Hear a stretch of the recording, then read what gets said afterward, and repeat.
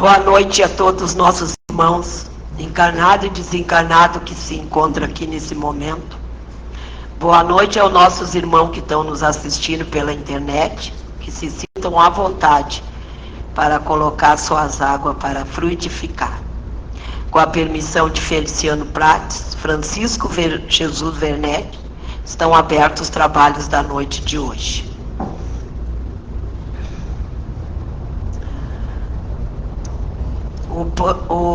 O Pai Nosso é um guia para a alma. Poucas orações são tão conhecidas e repetidas quanto o Pai Nosso, ensinada por Jesus. Essa prece contém ensinamentos profundos que, à luz do Espiritismo, revelam não apenas uma súplica, mas um roteiro de elevação moral e espiritual.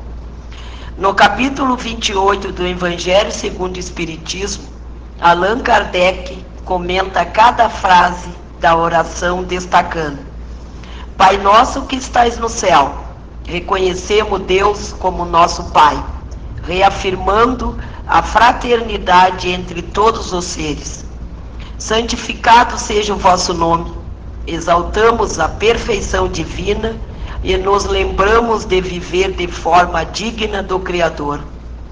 Venha a nós o vosso reino. Desejamos o progresso do bem na terra por meio da nossa própria transformação interior. Seja feita a vossa vontade, assim na terra como no céu. Submetemo-nos à vontade divina, confiando em sua justiça. O pão nosso de cada dia nos dai hoje. Rogamos por sustento material e principalmente pelo alimento espiritual. Perdoai as nossas dívidas, assim como nós perdoamos aos nossos devedores. Pedimos perdão a Deus na medida em que aprendemos a perdoar. Não nos deixeis cair em tentação, mas livrai-nos do mal. Buscamos força para resistir ao mal e a proteção contra as influências negativas. Assim, o Pai Nosso, quando compreendido em seu sentido profundo, torna-se mais do que uma prece. É um convite diário à renovação e ao perdão, à humanidade e à confiança em Deus. Com essa oração maravilhosa que fala sobre Pai, eu desejo a todos os pais encarnados que se encontram aqui nesse momento, os que se encontram nos seus lares, e aqueles pais desencarnados que se encontram no plano espiritual, eu desejo muita luz, muitas energias positivas, e que eles possam ser abraçados pelos enfermeiros da luz aí no plano espiritual, recebendo o nosso carinho e a nossa gratidão por eles terem partilhado com nós essa encarnação. Passamos agora para perguntas e respostas do Livro dos Espíritos com a nossa irmã Liane, e logo após a explanação do Evangelho com a nossa irmã Renata. Que assim seja, Jesus.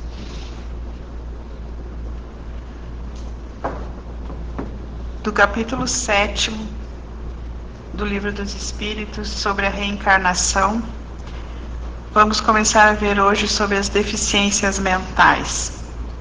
Pergunta 371. A opinião de que os deficientes mentais possuem uma alma de natureza inferior tem fundamento? Essa opinião não tem fundamento. Além de possuírem uma alma humana, eles podem ser mais inteligentes do que se imagina. Entretanto, possuem muita dificuldade em se manifestar, e isto faz com que eles sofram, assim como o mundo sofre por não poder falar. Pergunta 372. Com que objetivo Deus permite a reencarnação de loucos e doentes mentais? Os espíritos que habitam os corpos dos doentes mentais são aqueles que estão expiando erros cometidos em existências anteriores. Esses espíritos sofrem pelo constrangimento a que estão sujeitos e pela dificuldade que encontram em se manifestar por meio de órgãos não desenvolvidos ou defeituosos. Pergunta 372A. Nesse caso, os órgãos têm influência sobre as faculdades? Nunca dissemos que os órgãos não tinham influência sobre as faculdades. Eles possuem uma influência muito grande sobre a manifestação das faculdades. Porém, não são os órgãos que produzem as faculdades, e aí está a diferença. Um bom músico com um instrumento ruim não produzirá boa música, mas isso não o impede de ser um bom músico. Comentário de Kardec. É necessário distinguir o corpo físico sadio do corpo físico doente. No estado normal, o moral supera o obstáculo que o corpo físico lhe opõe. No estado doente, o corpo físico oferece tanta resistência que as manifestações ficam limitadas ou descaracterizadas, ou melhor, não são entendidas. É o caso dos idiotas e dos doentes mentais. Nesses casos, o espírito não pode desfrutar de toda a sua liberdade, e a própria lei humana o isenta da responsabilidade de seus atos.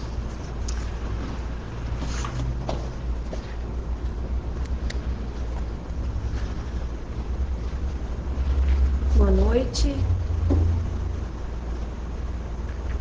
Sejam todos bem-vindos.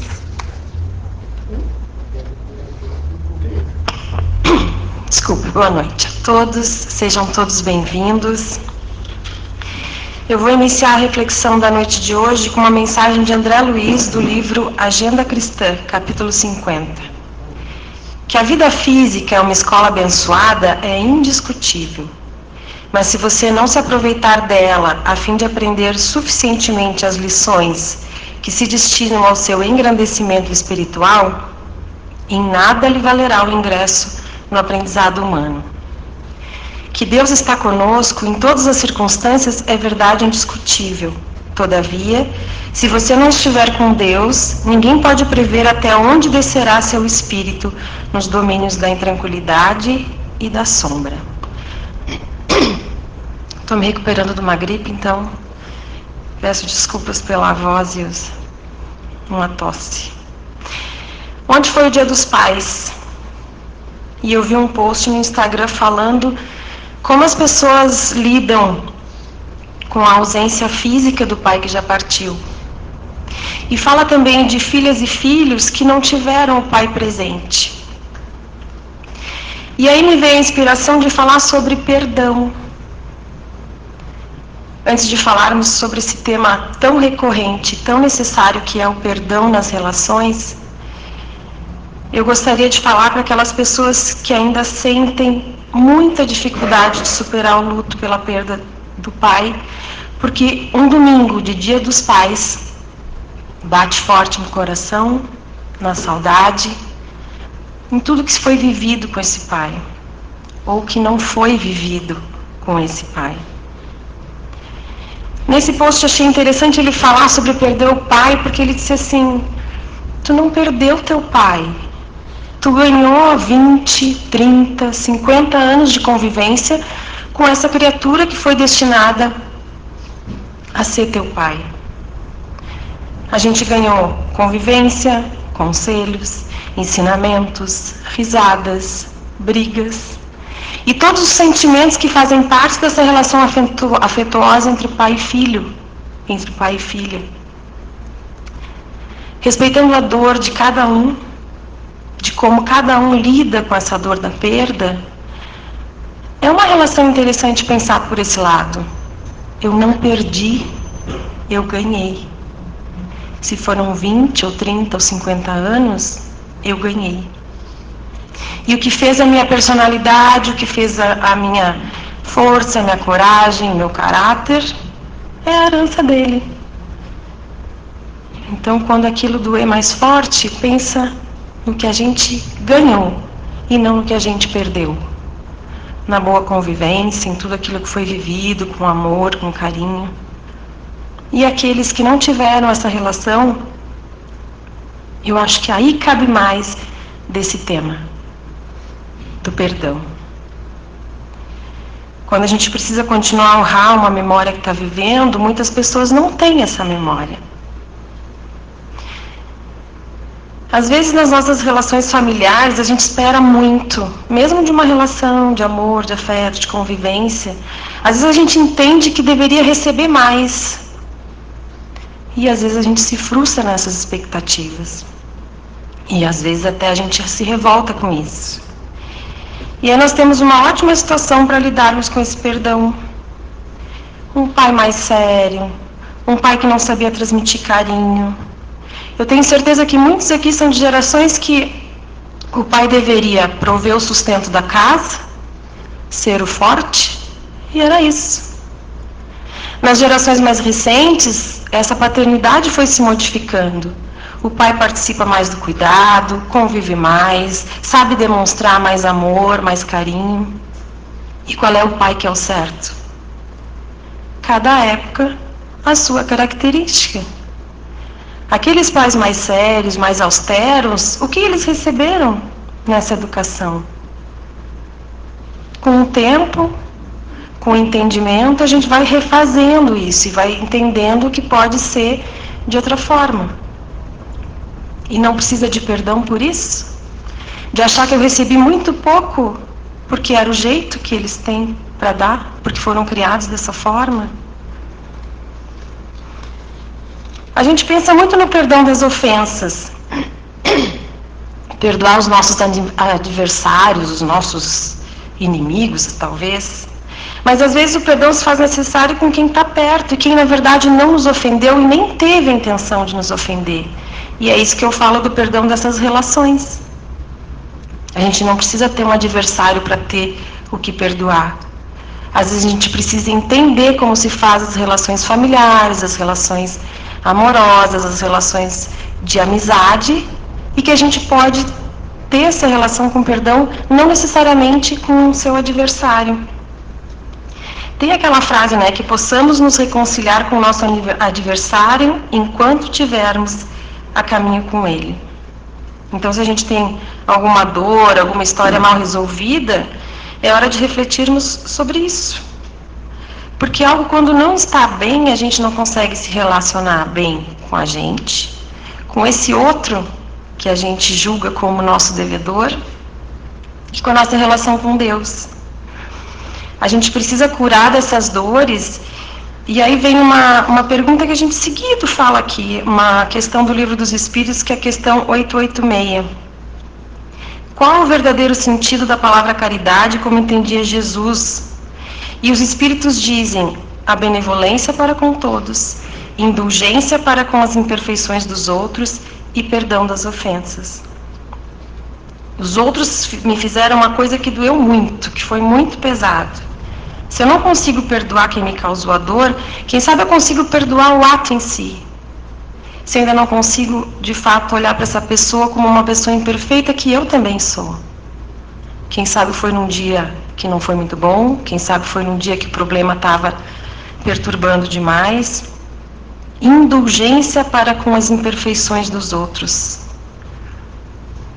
Quanta dificuldade! Porque eu julgo, condeno, porque eu sou perfeita e ninguém pode errar comigo.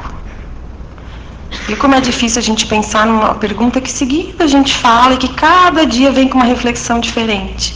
Indulgência para as imperfeições dos outros. Quando a gente consegue perdoar o ato, tem duas coisas muito positivas. Já que não é possível se reconciliar com o coração dessa pessoa que nos magoou, a gente consegue, porque lá no Evangelho diz que, no trecho que vai conversar sobre amar os seus inimigos, os Espíritos são claros em dizer sim. Tu não vai pegar o teu inimigo e tratá-lo como o melhor amigo. Isso é claro, os Espíritos entendem da nossa dificuldade quando a gente tem um atrito. Mas amar os nossos inimigos significa poder mudar a perspectiva sobre esses acontecimentos. Amar vossos inimigos significa tu repensar a questão e poder, no mínimo, se dar conta que todos nós somos imperfeitos. Podemos ter indulgências para com as imperfeições? Todos nós podemos falhar, deslizar Todos nós podemos incorrer em erros a todo momento. Então por que o outro não pode?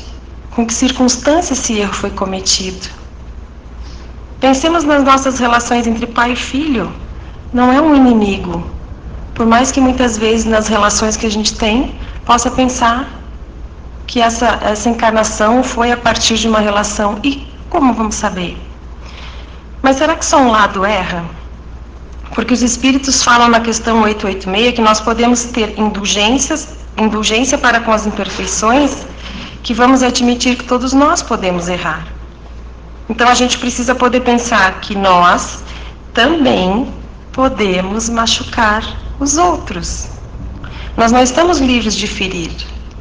Quando a gente está magoado, chateado e querendo que essa relação se refaça, a gente diz assim, mas foi o outro que me fez, foi o outro que me magoou. Nunca é de um lado só. Aquela frase, né, os dois bicudos não se beijam, quando a gente está numa relação tumultuada, eu volto a pensar na relação de pai e filho. Ah, mas ele me falou uma coisa que eu não gostei, e aí eu revidei, e aí fica aquela briga dos dois lados. Então nunca é de um lado só. Tem pessoas que por suas próprias histórias, pelas confusões mentais, pelas suas dores pessoais, machucam, quando na verdade queriam amar. Quantas vezes a gente fala de forma ríspida com alguém e depois pensa, nossa, por que eu fiz isso? Por que eu falei daquela forma? E aí a gente pode pensar, eu ouvi alguma coisa nessa relação pai e filho, que daqui a pouco eu pensei, mas eu poderia ter falado isso também. Eu também devo ter falado de uma forma que possa ter machucado, porque cada um carrega as dores e as vivências das suas existências. E aí os espíritos vão dizer, a gente precisa fazer um esforço nessa direção. As palavras de Jesus são, te reconcilia tu com o teu adversário, sem melindre, sem orgulho. Ah, mas ele que deveria ter me chamado para conversar. Ah, mas foi ele que errou. Ah, mas ele que deveria me procurar. Não é que a nossa dor não seja valiosa, mas essa passagem está dizendo para a gente assim, olha, está doendo em ti, mas pode estar doendo no outro também. E às vezes a gente pensa, não está doendo não. Eu coloco aquela máscara da indiferença para me blindar desse sofrimento, dessa dificuldade, dessa relação. O que os espíritos nos dizem, o que Jesus está nos dizendo é que é uma questão de caridade. A pergunta que é ela 866 é isso. O que é caridade? Mas não é só caridade. É para o nosso bem. É para que a gente se liberte, é para que a gente tenha paz de espírito. Porque enquanto a gente não consegue perdoar, o nosso coração não descansa. Porque é da lei. A unidade é da lei de Deus, que é o amor. Enquanto a gente está com ressentimento, o nosso coração fica de portas fechadas para o amor. As nossas relações ficam meio capengas, parece que falta alguma coisa. O amor não flui de forma genuína, porque sempre tem um entrave, tem um espinhozinho ali me incomodando de uma relação que não conseguiu fluir. E aí não é só o amor daquela pessoa que não chega, é o amor de muitas outras relações que a gente também não deixa entrar de forma integral. Dos amigos, do restante da família, da espiritualidade maior, de Deus. Quando Jesus nos orienta para nos reconciliarmos com o nosso adversário, ele está dizendo que é por amor a ti mesmo. É tu que precisa dessa reconciliação.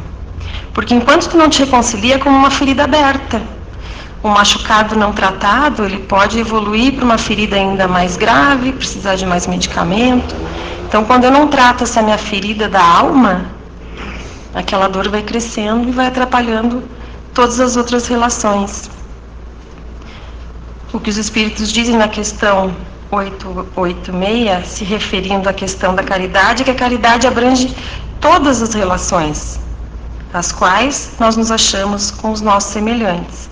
E quando os espíritos dizem que precisamos ter indulgência, é porque de indulgência precisamos nós.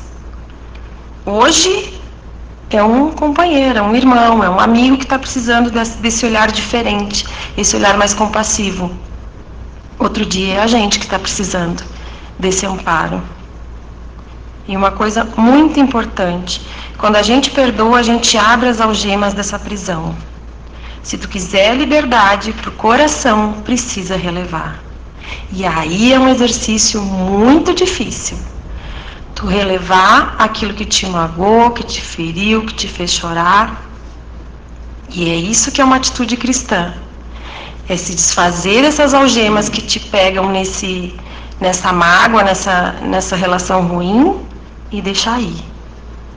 Que nem falei, não precisa ser teu melhor amigo, mas entender de tudo que fez chegar nessa situação e poder deixar ir.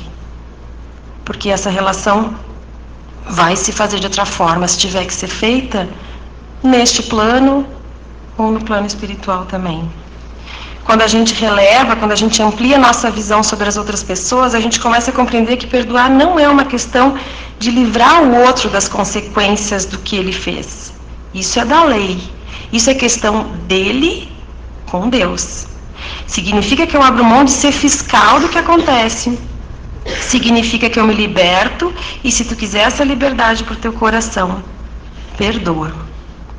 A Senira Pinto, que é autora de vários livros que eu gosto muito das reflexões dela, fala sobre liberdade de um jeito muito interessante. Só é livre, só vive em plena liberdade, e aí é a liberdade de perdoar e se desfazer dessa dor.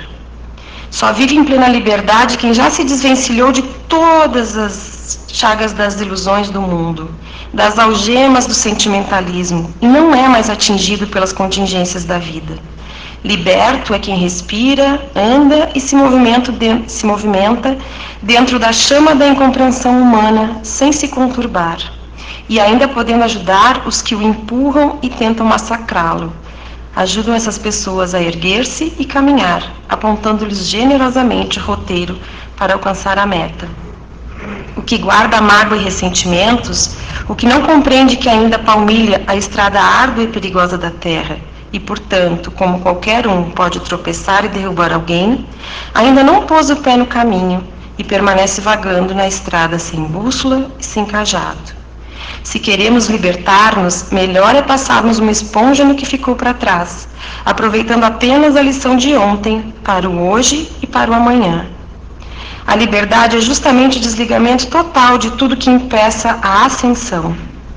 É manter a mente com uma tela limpa, serena, tranquila, a fim de que possamos captar as mensagens, os ensinamentos que virão por certo, com a finalidade de mostrar como se apaga o erro cometido ou a mágoa que persiste em nos atormentar, e deixar em seu lugar delineado o roteiro certo para que evitemos novas encruzilhadas. Quanto ensinamento se oculta atrás das múltiplas circunstâncias da vida, quanta beleza escondida nas situações dolorosas e angustiantes, quanta grandeza, quanta luz nas trevas da ignorância. Se a vida te oferecer, irmão amigo, motivos de dor e de decepções, procura descobrir a lição que ela coloca à tua frente. Procura decifrar os enigmas da esfinge que és tu mesmo e terás conquistado o maior tesouro, a sabedoria. Ainda que você tenha razão, que premeditadamente alguém lhe haja lançado dardos venenosos, não há por que guardá-los e olhá-los de quando em quando com revolta e com ressentimento. O que não serve não deve ser guardado. O ressentimento corrói a alma, maltrata e não deixa lugar para o perdão. Na realidade, somos todos feitos do mesmo barro e sujeitos a mesmas fraquezas. Tem uma palestra do Haroldo Dutra Dias que ele fala sobre perdão e fala também da cilada que pode ser cair no sentimento de vingança. Não daquelas mais pesadas, mas de simples, não quer falar comigo, então também não vou falar. E aí essa relação se afasta ainda mais. E aí ele fala disso, assim, como podemos nos igualar em sentimentos e emoções equivocadas. Ele diz, quer ser forte? Perdoa. E aí ele cita o livro Espírita no Mundo Maior, numa fala da Cipriana, no caso de Camilo e Pedro. Quem já leu deve saber da história. Quem não leu, não vou falar para não ficar muito longo, mas é que Pedro assassina Camilo, e por isso ele passa a obsediá-lo e a persegui-lo e querer que ele desencarne também. E aí a Cipriana diz assim: odiar?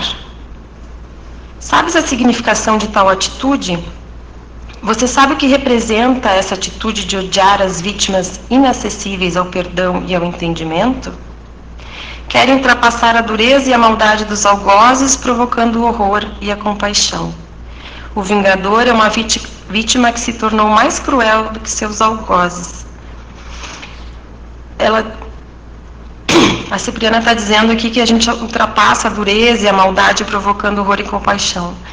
Claro que é um caso muito específico do livro, mas o que na verdade ela diz é o seguinte: de como a gente tem, a gente pode incorrer nisso, assim, não na vingança como essa do Camilo e do Pedro, mas de como ao mesmo tempo que a gente se coloca como vítima, a gente faz o mesmo do que foi vítima.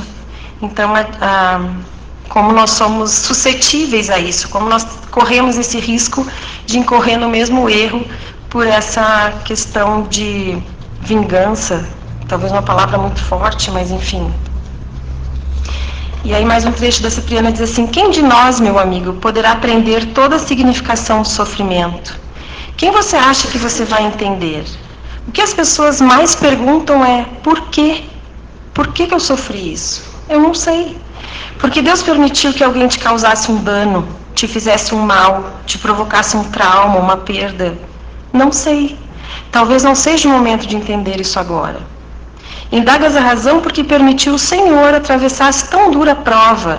Não será o mesmo que interrogar o oleiro pelos motivos que o compele a cozer o delicado vaso em calor ardente? Ou inquirir do artista os propósitos que o levam a martelar a pedra bruta para a obra-prima da estátua? Será que você não está sendo esculpido? Será que você não está sendo talhado? Será que você não é um mármore precioso e algumas coisas precisam ser arrancadas de você? Então será que esse golpe não foi livramento?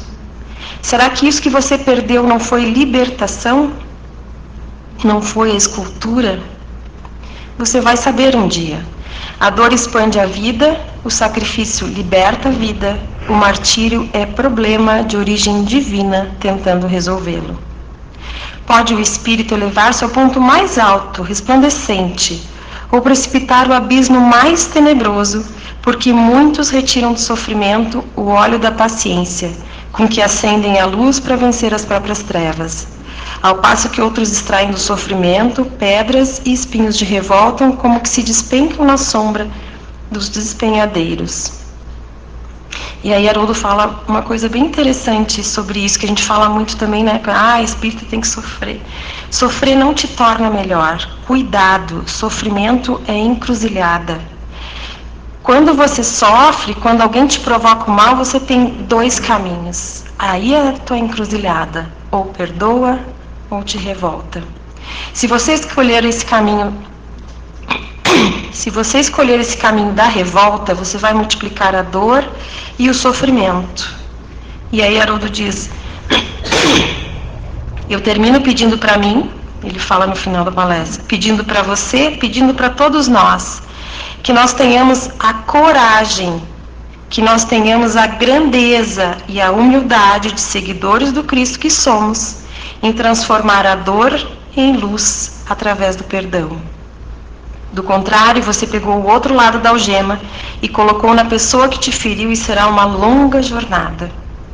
Eu não desejo isso para ninguém. O perdão é a vingança dos fortes. Que nós possamos fazer a nossa caridade, a caridade para nós mesmos, sendo indulgentes com quem nos feriu, principalmente hoje pensando nessa relação de paternidade.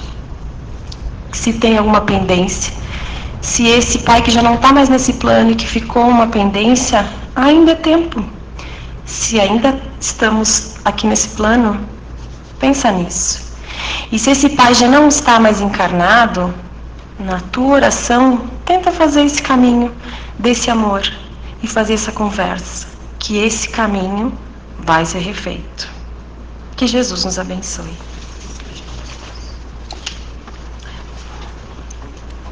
Vamos elevar nosso pensamento a Deus e a Jesus, aos nossos amigos de luz, nossos guias, e os enfermeiros da luz, que são os responsáveis também pelos trabalhos da noite de hoje.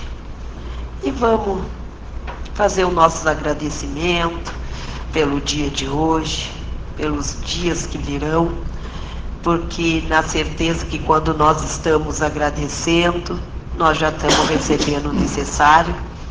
Então, em forma de gratidão, vamos espalhar essa luz que está sendo derramada sobre nós agora nesse momento, as bênçãos, a energia positiva. Vamos espalhar para o nosso próximo, para aqueles que se encontram nos seus lares em sofrimento nesse momento, os que se encontram nos hospitais junto aos seus acompanhantes, os profissionais da saúde, os nossos idosos nas casas geriátricas, as nossas crianças nas casas de passagem e orfanato, os jovens no reformatório, os presos, que eles possam também receber um pouco dessa luz, fazendo com que eles possam seguir a caminhada deles, nos acertos, nos erros, que a gente sabe que a gente está aqui também para aprender e para evoluir, mas que a gente possa também evoluir com nossos erros, que a gente possa fazer melhor do que ontem, do que hoje, que a gente possa sempre ir tentando, acertando o nosso passo e a nossa caminhada.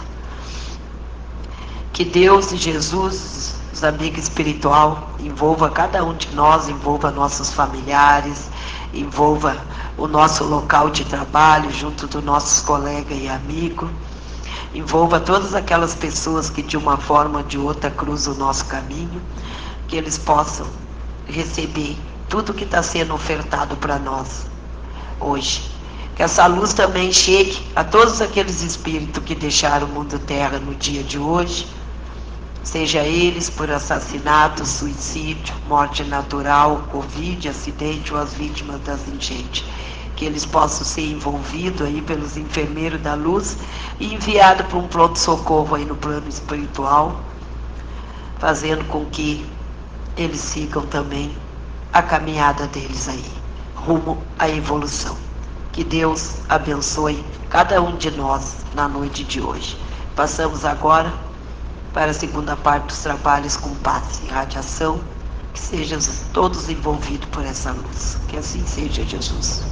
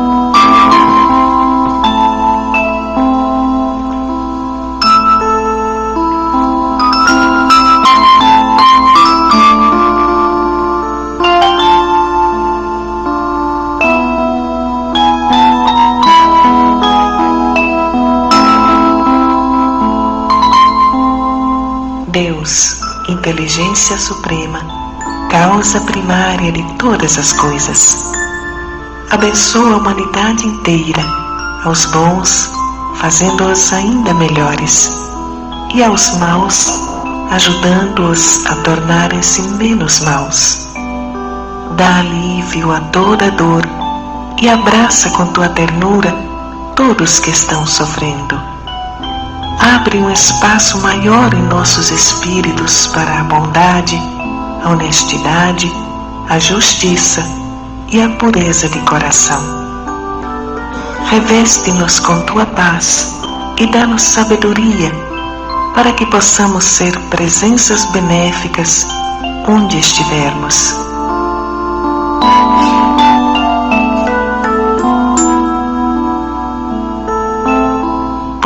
tudo te agradecemos, soberano Pai de justiça e amor.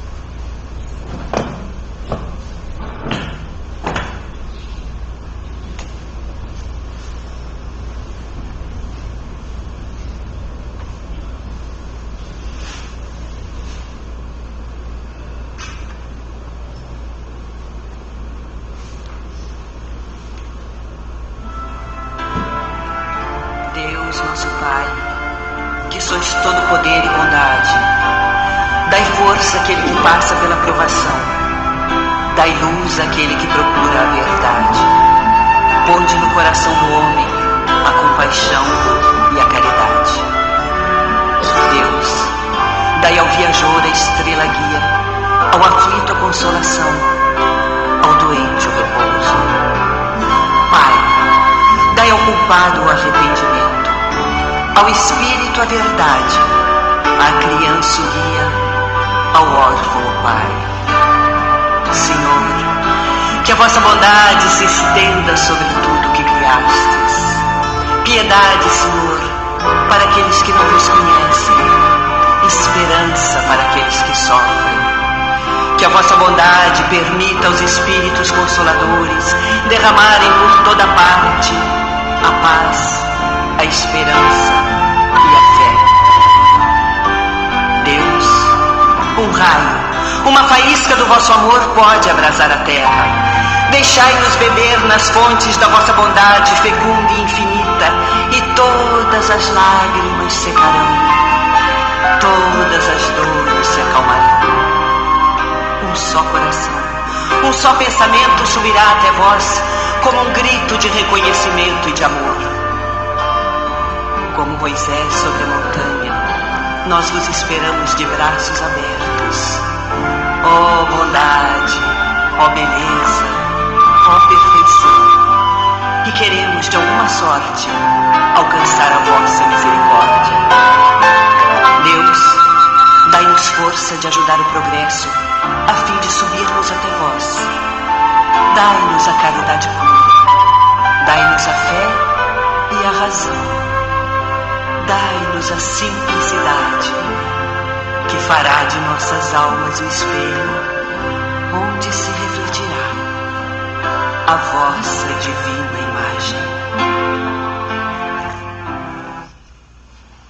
Que possamos retornar aos nossos lares com a bagagem cheia de fé e de esperança, e compartilhar com aqueles que ficaram, com nossos familiares, essa luz, essa bênção, essa energia positiva. Que a nossa semana possa ser do jeitinho de Deus, com tudo aquilo que a gente almejar, principalmente o pensamento positivo. Com a permissão de Feliciano Prates, Francisco Jesus Vernetti, estão encerrados os trabalhos da noite de hoje. Boa noite. Que assim seja, Jesus.